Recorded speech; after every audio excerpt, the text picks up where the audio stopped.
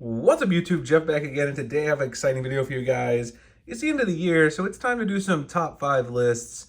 And given what my channel is about, which is Samsung features, software, etc., I figured I would make a top 5 new Galaxy smartphone features for 2022. So that's what we're going to be getting into in this video. Some really good stuff came out this year, so we're going to talk about that. Before we do, I have some quick announcements. As always, people always ask about my wallpaper and icon pack. I'm going to have those linked in the description at the top. So if you want to check out the wallpaper and icon pack, they'll be below. Secondly, we started our giveaway for December. You can win a flagship phone. If you want to enter the giveaway and you're not aware of our giveaways that we normally do, click the Gleam link for all the info. It is an international giveaway, so you can check that out. And then also, Samsung has their Discover sales event going on right now. Lots of great deals, particularly on accessories for phones, and also phones if you still want to buy one.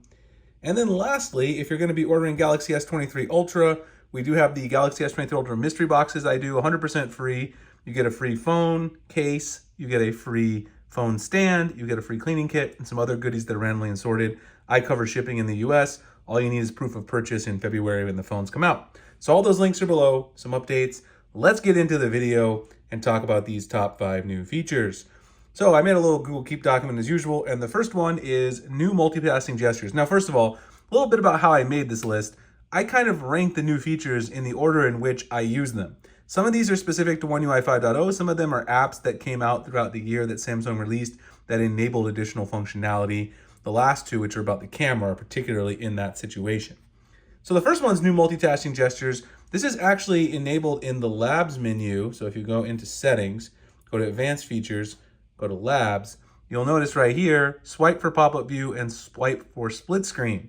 The swipe for pop-up view is one of my favorites. So like if I'm in my Google Keep document where I made the list here, you swipe from the top corner and then you get your pop-up view right there.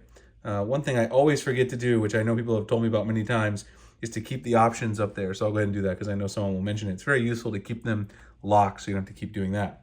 But then of course you can use your regular pop-up gestures and things like that. You can also swipe for split screen and then open split screen for multitasking as well. These gestures are something I use every day, particularly the pop-up gesture, because I'm often multitasking on my device. So I often have a lot of these little pop-up windows open like I do with Google Keep right now, just because I find it very useful to do my multitasking on my S22 Ultra. So that's the first one, which is a One UI 5.0 specific feature.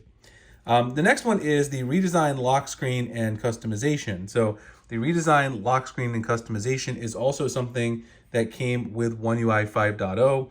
And so if you've watched my videos on One UI 5.0, you know what I'm talking about. If you long press on the lock screen now, put in your pen, your pattern, whatever, your fingerprint, you now get some pretty cool customization options here.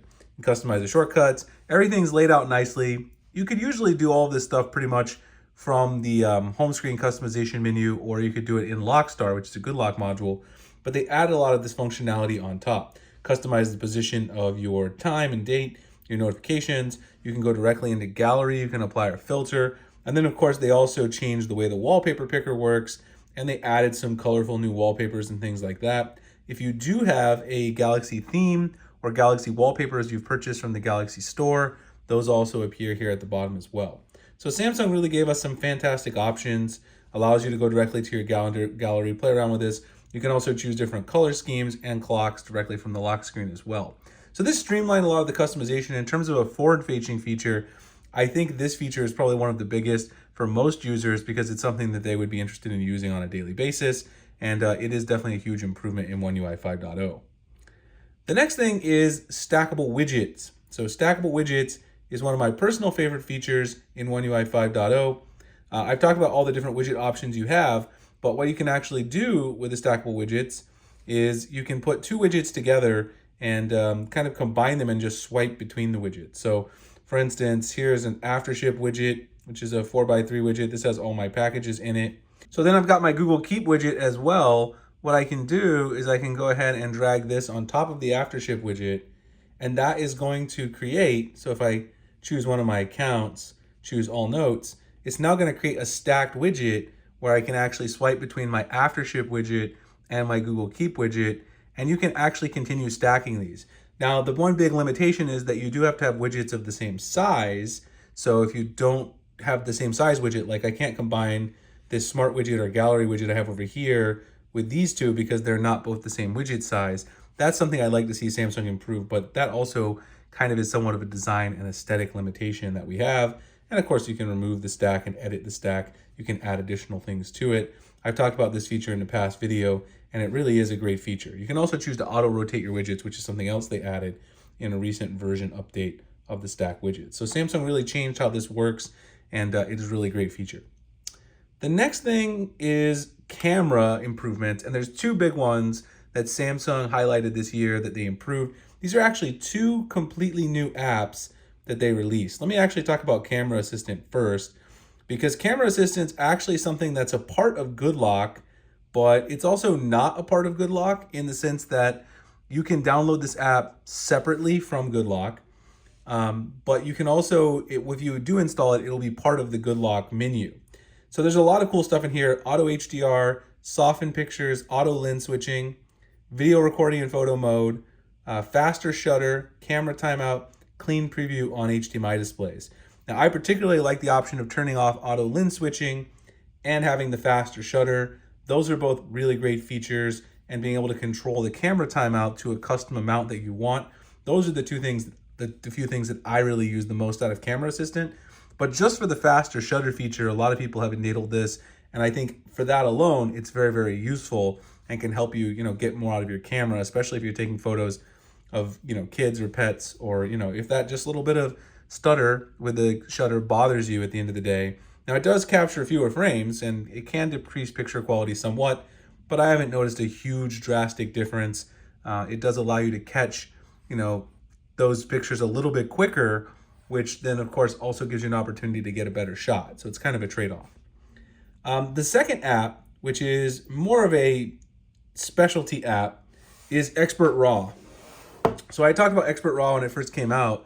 Expert RAW is basically a replacement camera app in the sense that this is an app that you can use to take photos that is not the stock camera app, but has the same functionality, plus the ability to add enhanced RAW photos. What that means is it doesn't do traditional RAW. It also adds in some of Samsung's computational engine prowess when doing that. Now, you can get a RAW photo and then also one in JPEG format so that you have both, and it also adds in some of that computational photography so you're not just getting plain RAW. But you can still edit these in a photo editor and things will still look very nice, and you can actually just export these directly to the Adobe app inside of the Expert RAW. It's actually linked to it, and something that Samsung did upon launch of the app. So two really big camera improvements, particularly if you like taking artistic photos in RAW mode, or if you just want to improve the overall ability to customize your camera with Camera Assistant. Anyway, those are my 5 top features that Samsung added in 2022. Really enjoyed this year for Samsung. Looking forward to what's next year with hardware and software. Again, if you guys are interested in picking up that new hardware that's coming out in February, check out the mystery box, Samsung Discover event. Wallpaper and icon packs are linked below, as well as the giveaway. Like, comment, subscribe, hit the notification icon for future videos like this. I'll see you guys in the next one. Thanks a lot for watching.